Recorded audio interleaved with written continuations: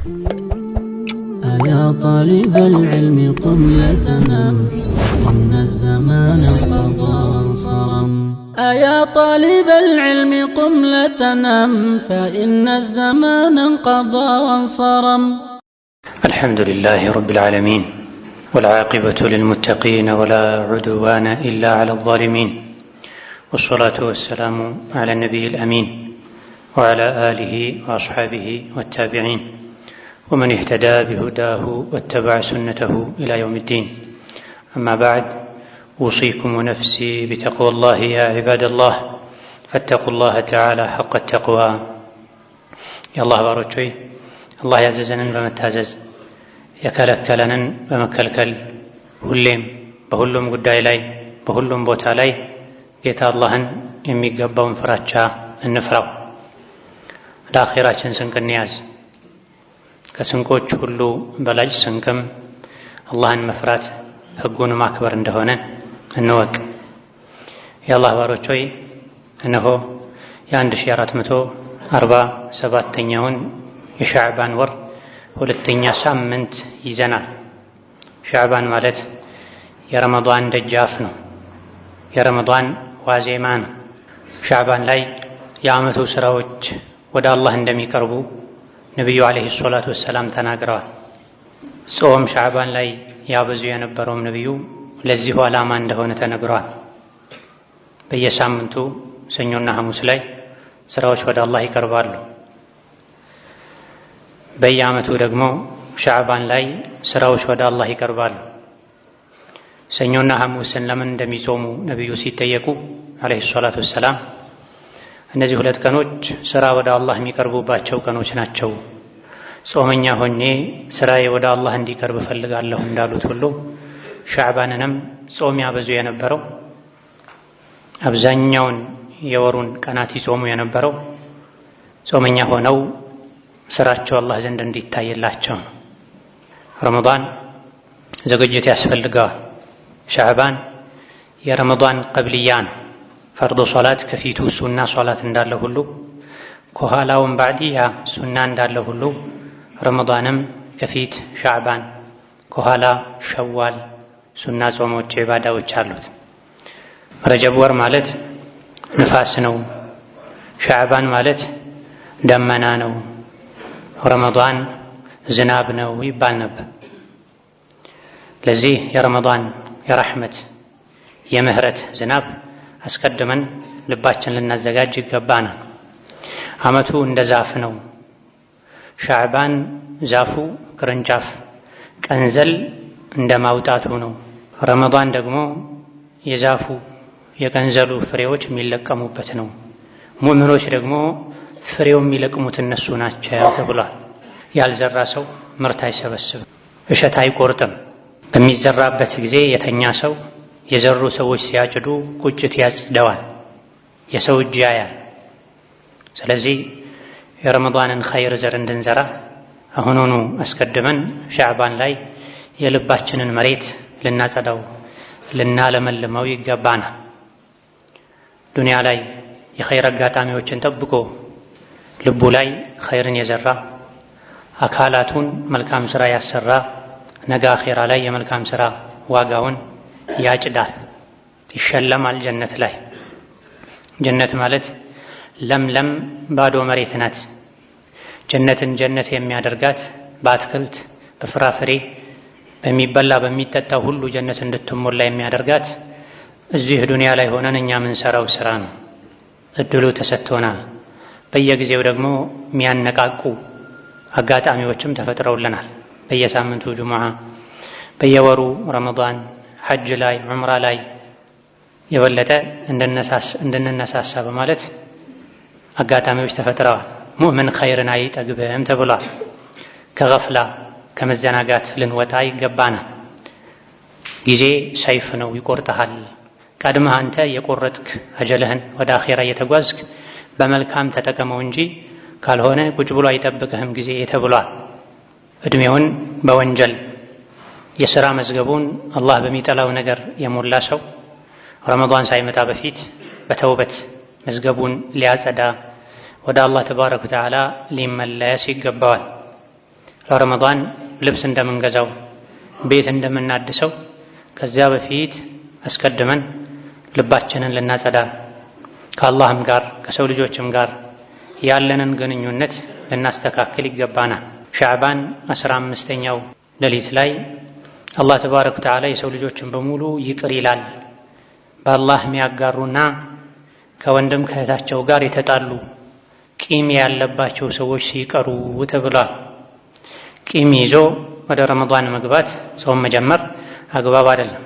ሰኞና ሐሙስ ነቢዩ ዓለይሂ ሰላቱ ወሰላም የሚጾሙት ስራ ወደ አላህ ስለሚቀርብ ነው ተብሏል። ሰኞና ሐሙስ ስራ ቀርቦ የሰሪዎች ስራ አላህ ዘንድ ቀርቦ ታይቶ ያልፋል የተጣላ ሰው ሲቀር ተብሏል። ረመዳንም ላይ ይሄው መሆኑን ሻዕባንም ላይ ይሄው መሆኑን ሰዎች መጾም፣ መስገድ፣ ሰደቃ መስጠት፣ ሐጅ ማድረግ ይቀላቸዋል።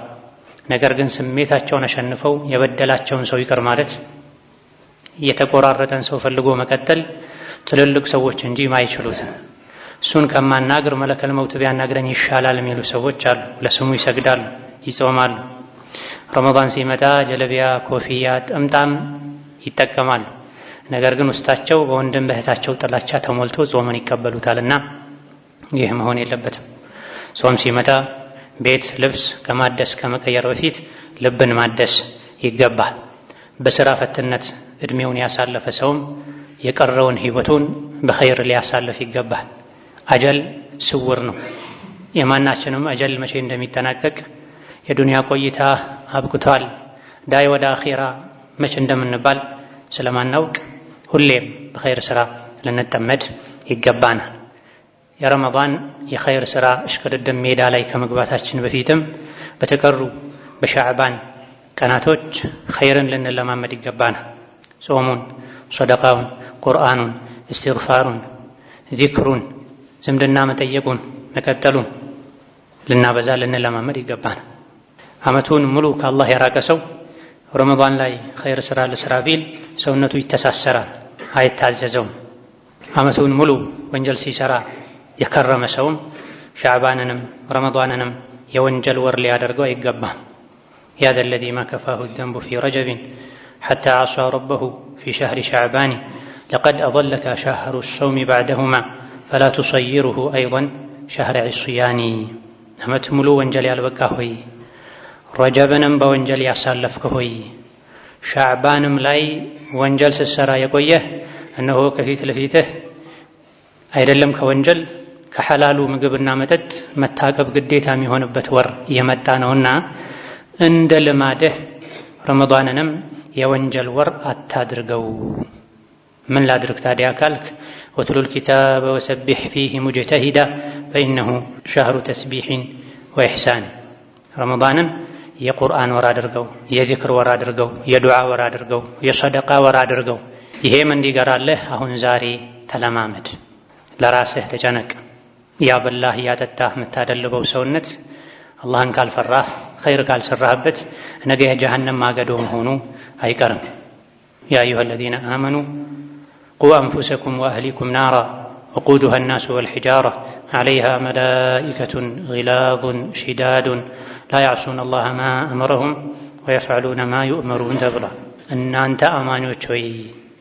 አማኞች ሆይ ሙስሊሞች ሙእሚኖች ሆይ ብሎ አላህ ጠርቶ ምንድን ነው ያለው? ራሳችሁንም ልጆቻችሁንም ቤተሰባችሁንም ከእሳት ጠብቁ አድኑ አለ። አማኝም ሆኖ ተኮኖ ወደ እሳት መሄድ ሊኖር ይችላል ማለት ነው። ምን አይነት እሳት? ማገዷ ሰውና ድንጋይ የሆነ አለ። እኔ የጀሃነም ማገዶ እንዳልሆን ምን ማድረግ አለብኝ? ፈሕሚል ዐላ ጀሰዲን ተርጁን ነጃተ ለሁ ወሰውፈ ቱድረሙ አጅሳዱን ቢኒራን። እንዲድን የምትፈልገውን የሰውነት አካልህን ዛሬ ኸይር ስራ አሰራው፣ በኸይር አልፋው፣ አድክመው። በኸይር ያልደከመ አላህን ያልታዘዘ በወንጀል የታጨቀ የተሞላ ሰውነት ነገ የጀሃነም ማገዶ ይሆናል። ነገ ከነገ ወዲያ ቀጣይ ወር ቀጣይ ዓመት ላይ እስተካከላለሁ አትበል። ከም ኩንተ ተዕሪፉ ሚመን ሷመ ፊ ሰለፊን ሚን በይኒ አህሊን ወኢኽዋኒን ወጂራኒ አፍናሁሙል መውቱ ወስተብቃከ ባዕደሁሙ ፈማ አቅረበል ቃሲ ሚነ ዳኒ። ነገ አስተካክላለሁ ቀጣይ ዓመት ላይ እስተካከላለሁ አትበል። መተው የምትፈልገው ከአላህ የሚያጣላህን ባህሪ ስራ ዛሬውኑ አቁም። ምክንያቱም ባለፉት ዓመታት ስንትና ስንት ሰዎች ነበሩ ከኛ ጋር የጾሙ ዘንድሮ የሉም። ሞተው ተቀብረዋል። ቀብራቸው ላይ ሳር በቅሏል። ቤተሰቡ እንኳን ለዚያራ ቢሄድ ቀብራቸውን ላያውቀው ይችላል። ቀጣይ ዓመት ላይ ያስተካከላለሁ ሲሉ የነበሩ ናቸው። ረመዳን ነገ ነው ሲባል የሚሞቱ አሉ። ጀምረው የሚሞቱ አሉ። የዒድ ቀን የሚሞቱ አሉ። እነሱ ዱንያን ትተው እንደሄዱት ያለ ቀጠሮ ያንተም የኔም መሄድ አይቀርም። ሞት እነሱን ወስዶ እኛን ለጊዜው አስቀርቶናል። እነሱ በገቡበት የሞት በር መግባታችን አይቀርም። ጾምኩኝ ብሎ ደግሞ ለዒድ ልብስ እያዘጋጀ የዒድ ልብሱ ከፈን የሚሆንለት ብዙ ሰው አለ። የዒድ ድግሱ የለቀስተኛ ምግብ የሚሆንበት ብዙ ሰው አለ። እቺ ዱንያ ጊዜያዊ መቆያ ናት። ተራ በተራ ከዱንያ እንወጣለን።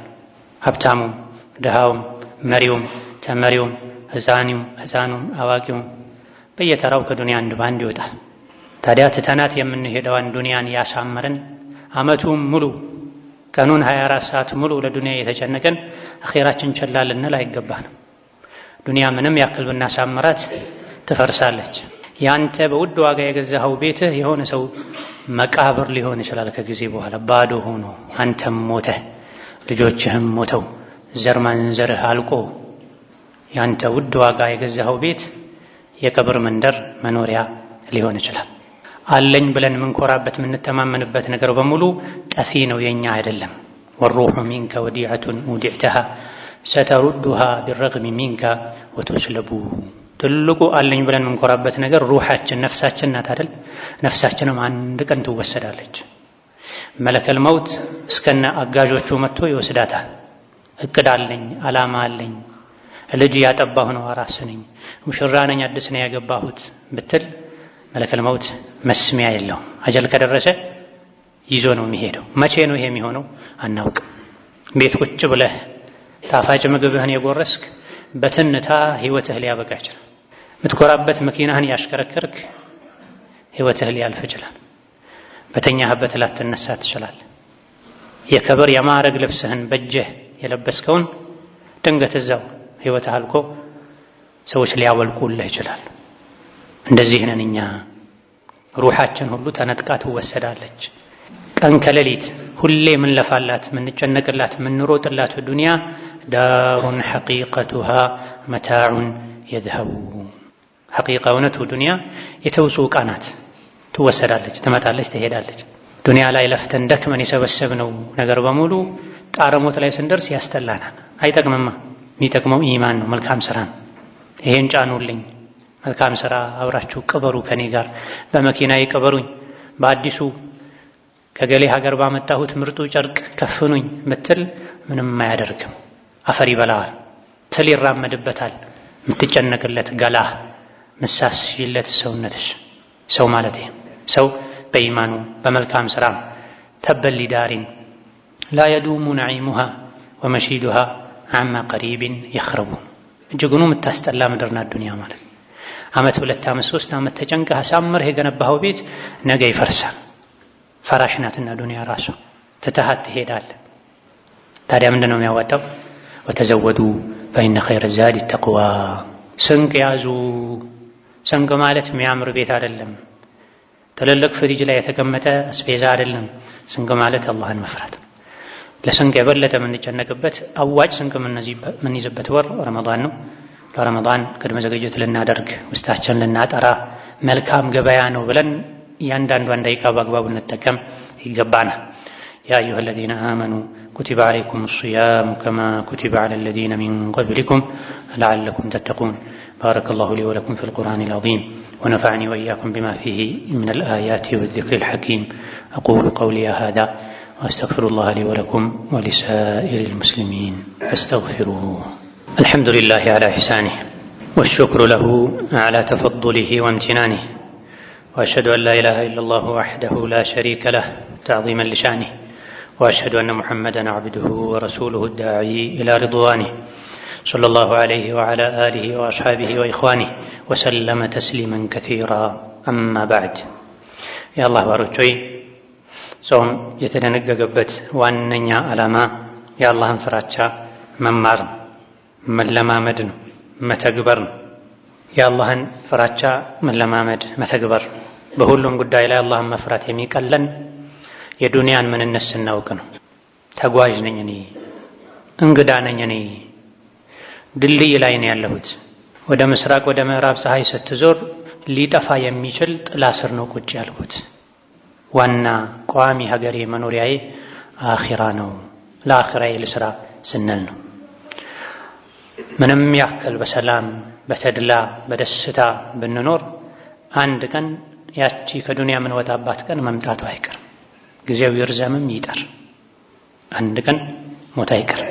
ሞት ሲመጣ የወለድካቸው የበዙ የሰለጠኑ በሙያ የተካኑ የምትኮራባቸው ልጆች አይጠቅሙም። ሞት ሲመጣ ከውጭ ሀገር ያስመጣቸው ውድ ውድ ዕቃዎችህ አይጠቅሙም። ዘመናዊ ቤትህ አይጠቅምም። ወዳጅህ አይጠቅምም። የሚጠቅመው አላህ ብቻ ነው። የሚጠቅምህ ለአላህ ብለህ የሰራው ስራ ብቻ ነው። የውመ ላ የንፈዑ ማሉን ወላ በኑን ኢላ መን አተላህ ቢቀልቢን ሰሊም። ረመዳን ሌሎችም የኸይር አጋጣሚዎች የሚጠቅመኝን ስራ ከልጅ ከገንዘብ ከስልጣን የበለጠ ለኔ የሚያስፈልገኝን ስራ ምሰራበት ገበያ ነው ብለን በዚህ ልክ ልንጠቀመው ይገባል።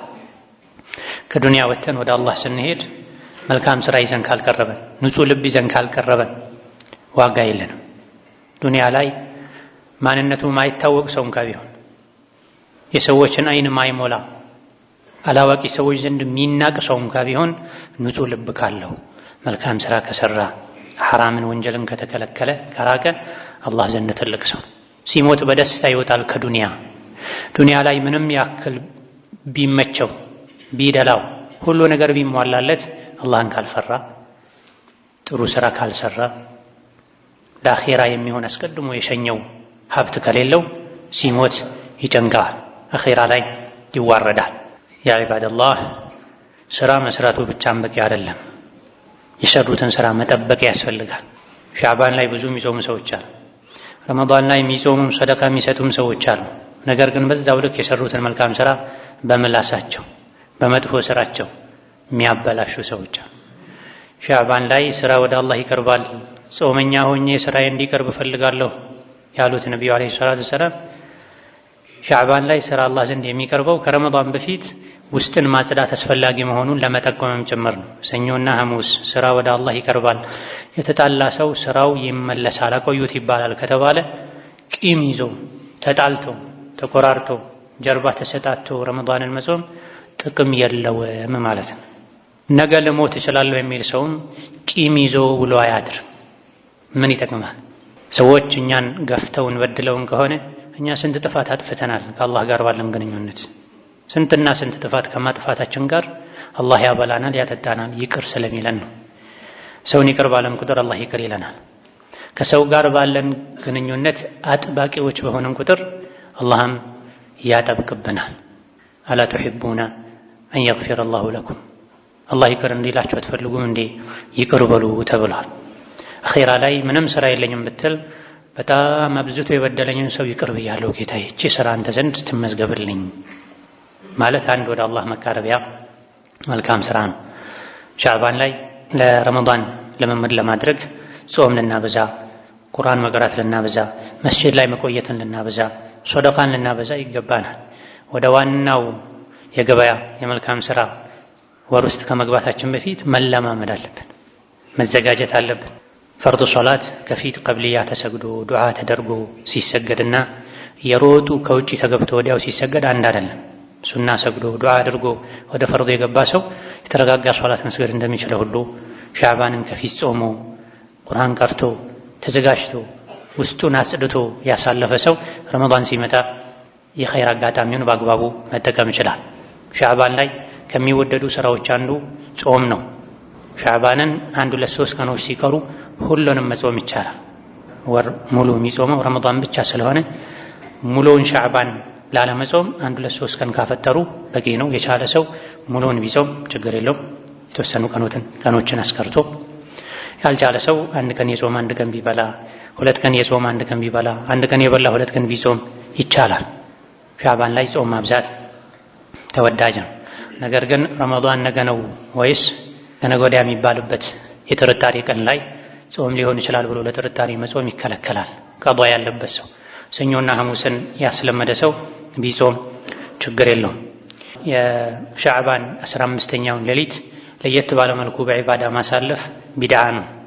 ሻዕባን 15 ስለሆነ ብቻ ብሎ ጠብቆ መጾም፣ ሻዕባን 15ኛው ሌሊት ስለሆነ ብሎ ሌሊቱን በጋራም ይሁን በተናጠል ለየት ያለ ዒባዳ፣ ዚክር፣ ዱዓ ያደረጉ ማሳለፍ ቢድዓ ነው። ከነቢይም ይሁን ከሰሓቦች አልተገኘም። አዎ አንድ ሐዲስ አለ ሻዕባን 15 አላህ ተባረከ ወተዓላ የሰው ልጆችን በሙሉ ይመራል ሽርክ በአላህ ያጋራ ሰውና የተጣላ ሰው ሲቀር የሚል ሐዲስ አለ።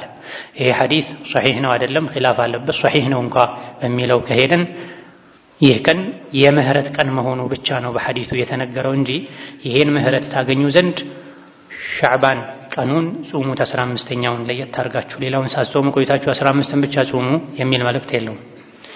የሻዕባን 15ኛውን ሌሊትም በዒባዳ አሳልፉ የሚል መልእክት የለውም።